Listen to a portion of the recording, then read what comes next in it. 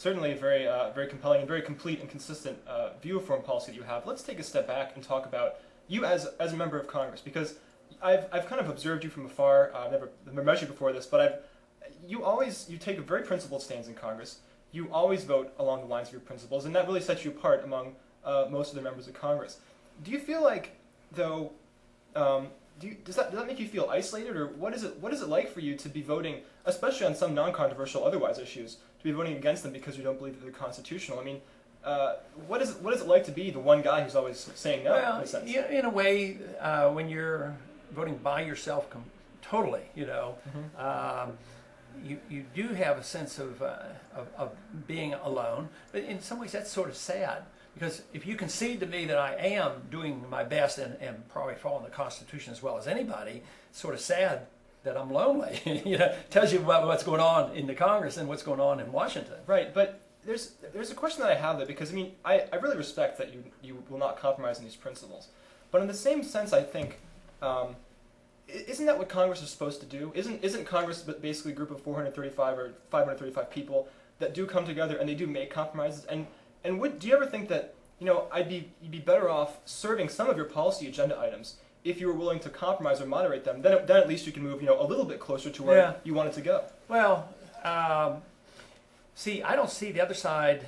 Pragmatism and utilitarianism is what most people accept. That is, you do whatever you want depending on the conditions. You buy and sell and you trade.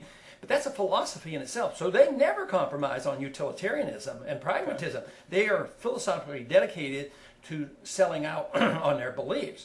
But no, I think it's wrong to do that, because we take an oath of office. I believe strongly in the rule of law, and that if you give up a little bit of it, you give up the whole thing. And instead of feeling totally isolated, though, back to that question, it isn't quite that bad, because everybody believes in liberty at times. There's nobody over there that agrees with me on all the issues and believes in liberty in a dedicated, consistent way as I do. But, you'll have liberals who understand civil liberties. You'll have others, conservatives and liberals, who understand foreign policy. There's going to be a few that will understand monetary policy. And then there'll be conservatives who say, well, I understand your position on economic policy. So instead of having no allies, sometimes I feel like I have friends across the board, and it isn't nearly as lonely as it might seem. Let's talk about the Constitution for a second. In 10th grade, I learned that there was such a thing as the Elastic Clause, which enables Congress to do a lot of things with interstate trade and commerce that are not explicitly written into the Constitution. I mean, because people have argued, and it makes sense to me on some level, that, okay, the Constitution was written in the 18th century, and here we are in the 21st century. Life is a lot more complicated now.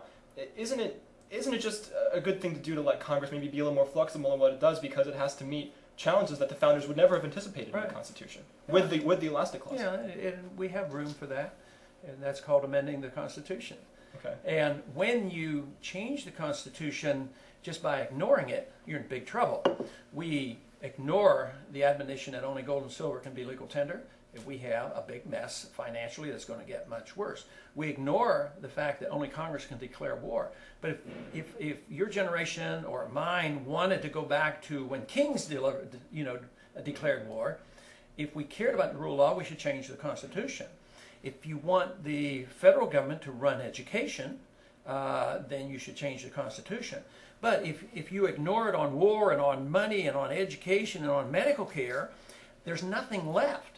And that's why now, in the last 6 years, in the post-9/11 atmosphere, the protection of your personal liberties has been undermined, because, we don't have to worry about the Fourth Amendment. We can doctor this up, and we'll do this on our own. And then if Congress objects too much, we'll ask Congress to pass a law endorsing, holding somebody without habeas corpus and torturing people. So we just change the law and do things that they want to do. So whether it's on these trade issues or anything else, I would say yes, you can adapt to the 20th century. I might 21st century, I guess now, but I might argue against that, both on principle of the issue as well as the Constitution.